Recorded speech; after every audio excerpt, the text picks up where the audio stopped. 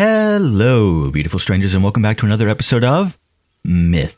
When last we left off, we viewed a very, let's just say, strange scene and relating to something called the Otherworld.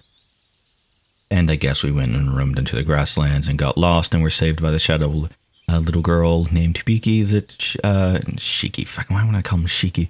That Meito is, afraid of. I also said that we were going to look at the character chart. So let's look at the character chart.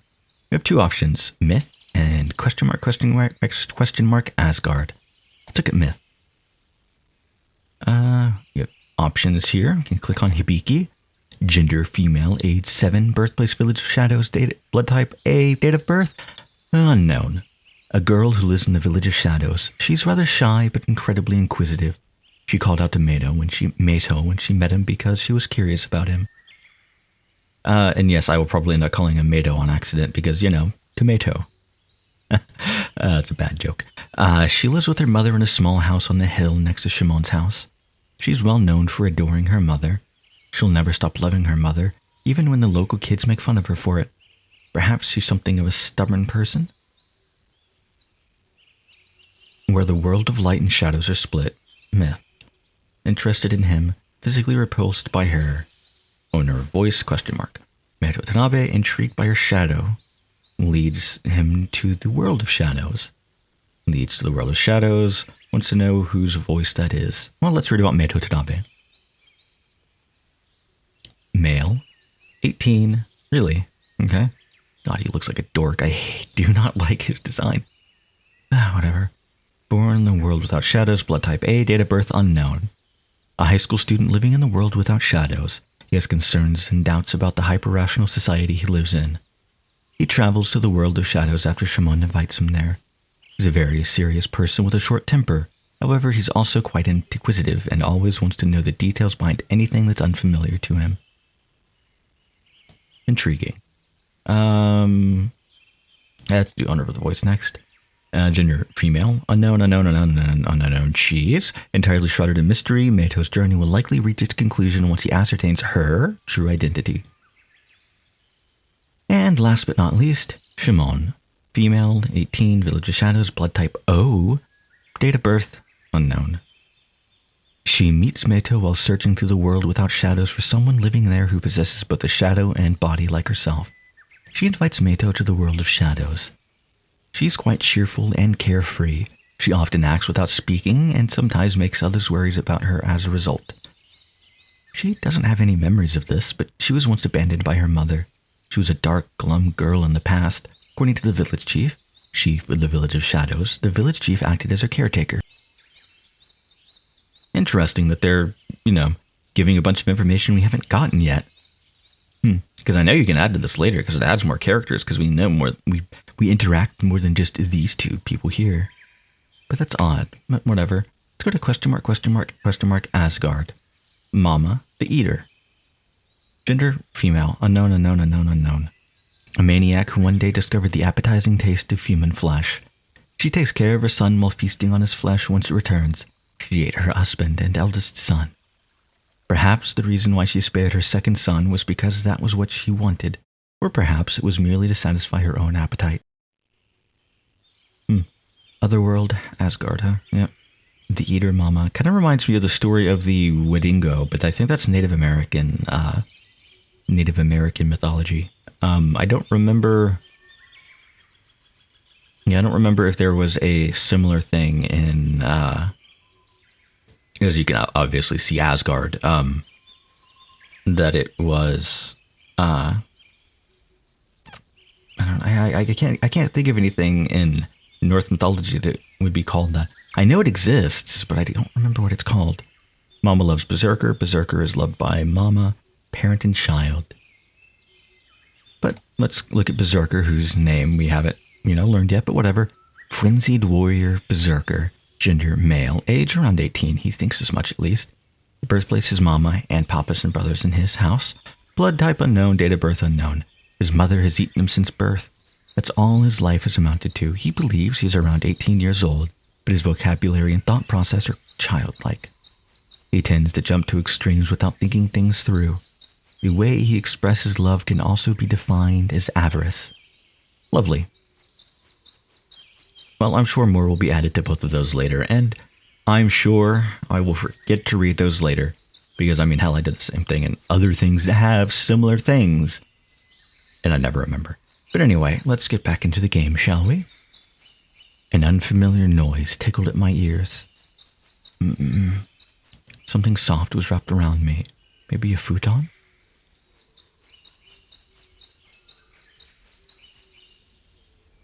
The place I was in was made of wood. I had never seen anything like it before. What happened? I gathered my thoughts. I met with that black being in the grasslands, and then I followed her to Shimon's house. Right. I remember. This is Shimon's house. I decided to stay in this village for the time being. After I managed to finally get hold of some food, Shimon said, "Please feel free to stay here." Right. So I borrowed the one free room and went to sleep. My memory was all hazy. I guess it was because I was exhausted. I stretched. I could feel the oxygen traveling throughout my body. It was rejuvenating. Guess I'll head to the living room. I put on a shirt and made my way there. Meito-san, good morning. Shimon was already there. She had her hands full with tableware, so she must have been in the middle of making breakfast. Breakfast will be ready soon. Just have a seat. I sat at the table with all the tableware she just brought out. Let's give our thanks for this meal. Thanks. That was certainly an old custom. Thanks. I just copied her. All the food on the table was stuff I hadn't seen before. Fish or something. I realized just how precious food can be after last night. I don't eat fish very much, but I've never met anybody that I know has never had fish. Even if it was something like fish sticks or a fucking fillet of fish from McDonald's or something like that. I don't think I've ever met anybody that's never had fish. Yesterday was exciting, huh? Yeah. Don't overdo it. Eat up. Okay. I decided to dig in. I was slightly apprehensive, but I instinctively knew from the smell that it wasn't harmful. So it's food. I took a bite. I was right. It wasn't particularly appealing, but it was food, at least. Of course it is. Why would I make something you couldn't eat? She was actually right for once. What about that black bean? I asked her that as I continued eating. Black bean? Biki-chan? Yeah, her. What happened afterwards? You don't remember? Not really. I was too tired. I see. Shimon said that black being saw me off and then went right back home. Shit, dropped my phone. Where did my phone go? Here it is. I found it. She said that her mother would worry if she was out too late. So she has a mother. I guess that only made sense. Her name was Kotomi-san. She's very kind. She's always looking out for her child. Kind, huh? Shimon's idea of kind might have been far different from my own, but it didn't matter. So that's why I'm here? Yeah, they said you were going to sleep right after you ate, and I showed you to your room. That makes sense. You must have been exhausted. Anyway, when should we get going? Going? Where? The village chief's house. The village chief? Jeez, you forgot about that too? I said the village chief might know something about that voice you heard. Did you? Damn, I really was in bad shape yesterday. I'll at least check with him. Thanks. When you left, I tried my best to think about that voice you heard. And the best thing I could come up with was asking the village chief. That's what I told you yesterday when you returned. What kind of person is this village chief? He's strange, but he might know something about the voice. He knows lots of things. No cliché. He said the same thing yesterday. Anyway, let's meet with the village chief. He already knows we're coming. For such a blockhead, she was surprisingly well prepared. Hang on. What is it? The village chief of a village filled with shadow beings. He's like Hibiki, right? Yeah, he's a shadow. Of course, that would be the case. Was going to meet a black entity again. Another shadowy being. I want to head for the grasslands? Huh? She fell silent. Why out there? You might find something. She smiled as she placed her chopsticks on the table. She finished eating breakfast surprisingly quickly.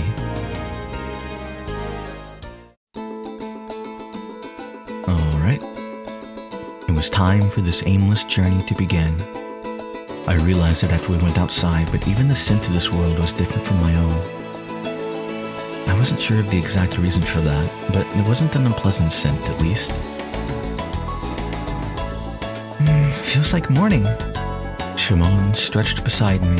She really was carefree, to a fault. She should know not to do that kind of thing in front of guys, since it emphasizes your body. Obviously, it's daytime. No, that's not it. Doesn't it smell nice out here? The fresh morning air. She was insane. It's not like morning in particular had a unique scent. She continued, perhaps picking on the doubtful look I had on my face. This is what morning smells like. Does morning not have a scent in your world? I shook my head.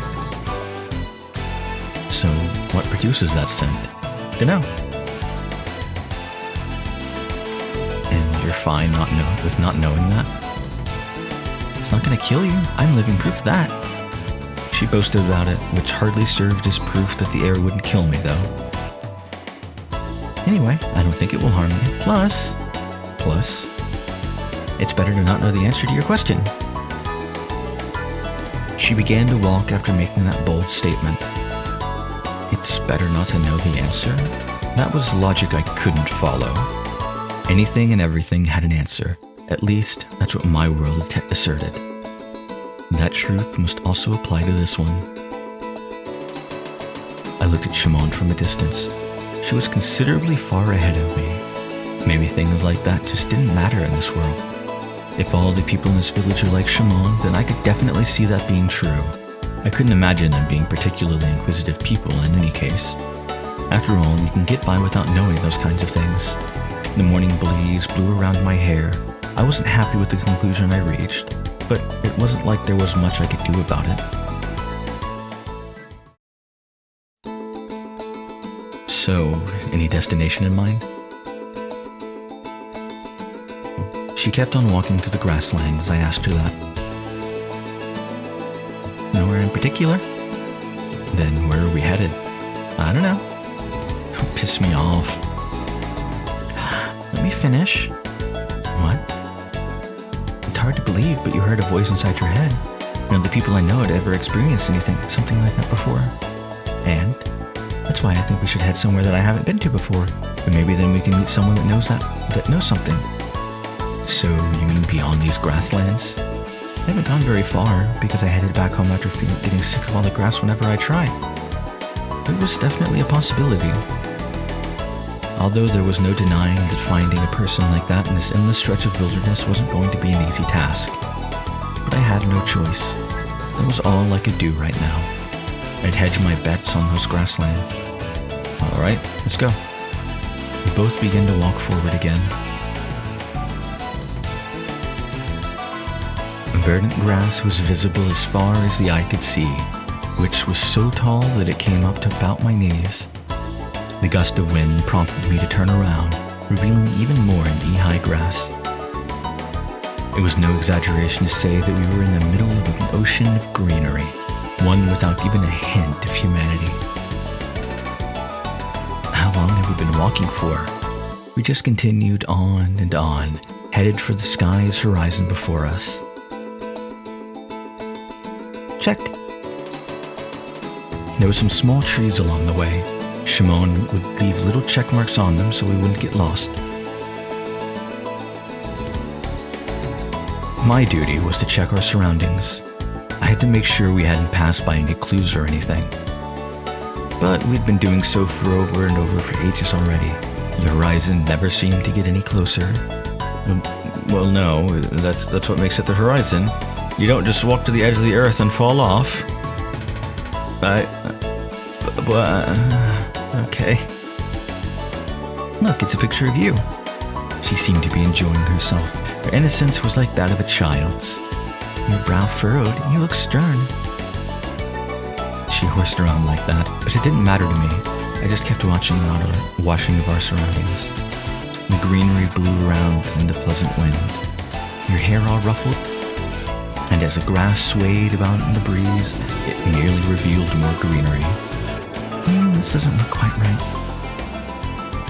I turned to face the horizon. There was something different for once. I forgot your nose. It seemed to be a person. They were just about 10 meters away from me. I was just barely able to make them out.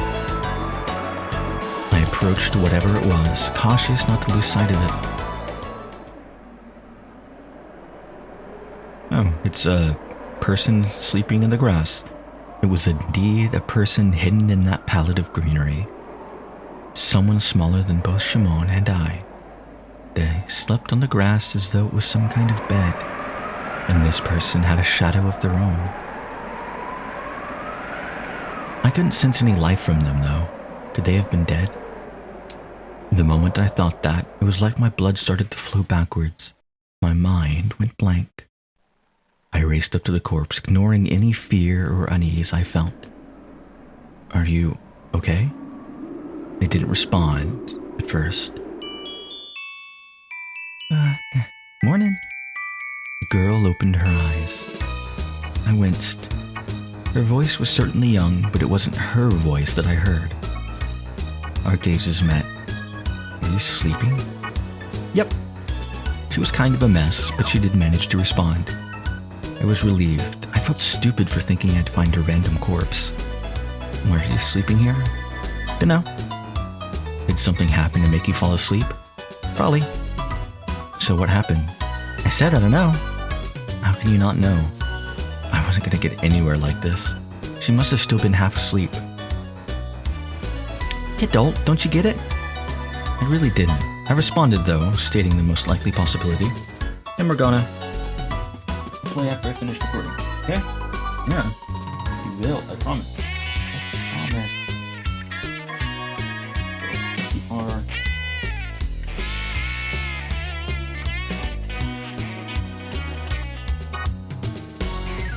Dementia.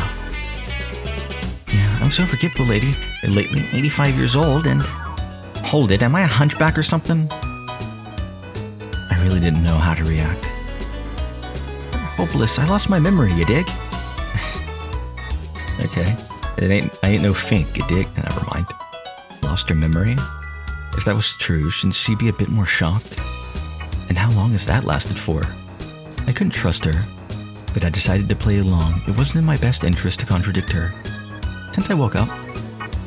Okay. Do you remember your name or what belongings you had, if any? Anything at all? I think I was a princess or something before. You're a liar. Okay, I couldn't play along with that. I ain't lying, I can't remember any of that stuff anyway. The crude way she spoke made things all the more suspicious. Why would someone who lost their memory say morning the first thing when they came to? Why wouldn't they? No point in acting like a goof. What's important is the now, the heat of the moment. She had a surprisingly philosophical view on things for a child. Likewise, this is why I must bid farewell to this bed after just a single day of use. What do you mean?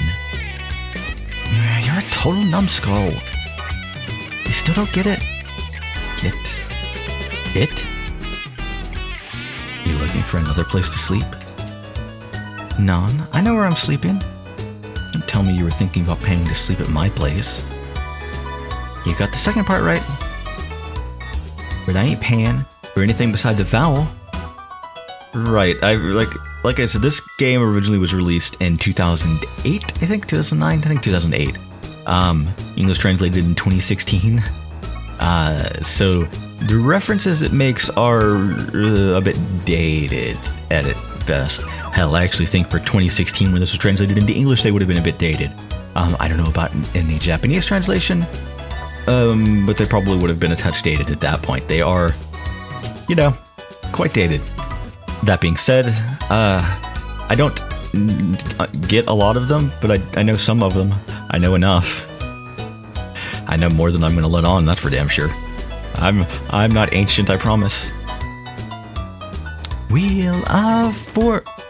You're lying. You haven't lost your memories. I retorted back at the girl whose fists were tightly clenched. She just smiled back at me like it was nothing. She really was suspicious. Just make decisions on your own, either. I'm pretty much in the same situation as you. We're one and the same? I was freeloading at her I pointed at the tree where Shimon should have been, but she was no longer there. Where'd she go? She? Yeah, girl in a black sundress. She's older than you, at least in terms of appearance. You mean her? The girl pointed at a tree. Well, one of the tree's branches, to be more specific. Mado-san, look how high I am. This is awesome. My landlord was in the middle of climbing a tree. What are you doing? Whoa, I can see so far away. He's wonderful. The girl's tone was dripping with sarcasm. Indeed, her specialties include breathing, sleeping, and walking. Oh, and she can run too, but only if she feels like it. I tried my best to give her a witty, though polite, reply. I'm not going to do a Tarzan impression.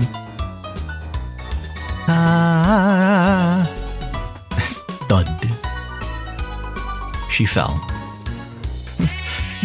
What? It hurts. All I could do was sigh because of how utterly pointless her actions were. I started running over to Shimon, an exasperated look on my face, when... you. I don't know what kind of voice well, I do know what kind of voice I'm going to give you, but I do imagine her having a bit more of an sort of voice, but I can't talk like that, so I'm not going to do that. You okay? Another girl appeared from behind the tree. She had a shadow of her own as well. Maybe there really was a bunch of others like these girls and Shimon simply didn't know? The girl who just appeared had a gentle, calm demeanor about her. She must have been in her mid-20s, judging by her looks. Here, let me apply some ointment. It wasn't her voice that I'd heard either. Just who did that voice belong to? I realized once again just how ignorant Shimon was of her own world. She said there was no one else like her here, but we found two others almost immediately upon looking around a bit. Her information wasn't reliable in the least. The other girl had already finished taking care of Shimon by the time we reached the tree. She really only had a few scratches. It wasn't anything serious, but declining the girl's kind offer would have been rude. I put aside my various concerns and expressed my thanks to the girl in Shimon's place. Excuse me. Thanks. I just did what I could, she humbly replied. Her carefree smile made it difficult to pick up on her true intentions. It gave me the impression that she had some sort of ulterior motive. The glint in her eyes only further emphasized her mysterious nature. Oh, maybe I could have done more. Well, actually, I guess that was about all I could do. No, I have an idea. I could at least try to tend to her wounds by licking them. Okay. Maybe I was wrong about her having some sort of ulterior motive. Who are you? What's your name? Shouldn't you give your name first before asking what hers is? The younger girl suddenly showed up. That's true. I'm Mado Tanabe, a student from a different world. Hey Morgana. Hey girl, I'm almost finished, I promise. I'm almost done. Pretty girl. I'm Shimon. I live in the village that's just down that way. I don't have a name. Just call her Brat. Wah! My stomach. The older girl looked at everyone. I remember now. So what's your name? My name is Dee Dee. I'm sure I'm going to mess up a lot and accidentally call her Riri. I know her name is, no, Japanese pronunciation is more or less Dee Dee. And I will try to call her that. And we're gonna. But I know I won't. I for sure know that I will mess that up quite a lot. And I apologize immensely, but I doubt it's something I can fix. Dee Dee, can I ask you something? Sure. Anything you wish. Where did you come from? Is there another village around here? No. She hung her head for a moment as she searched for the answer. I was just here when I came to. I don't really know what's going on. Could she also be... Are you suffering from amnesia as well? Yes. Same as me then. The brat happily clung to the older girl. I see. Are you guys familiar with one another? I thought there might have been some connection between the two girls given their circumstances. I guess we're similar in a sense, but I haven't met her before. Right. Well, this is going nowhere fast. I heaved a heavy sigh. I thought they'd be able to provide me with some clues, but it didn't seem like either of them were connected with the voice I heard.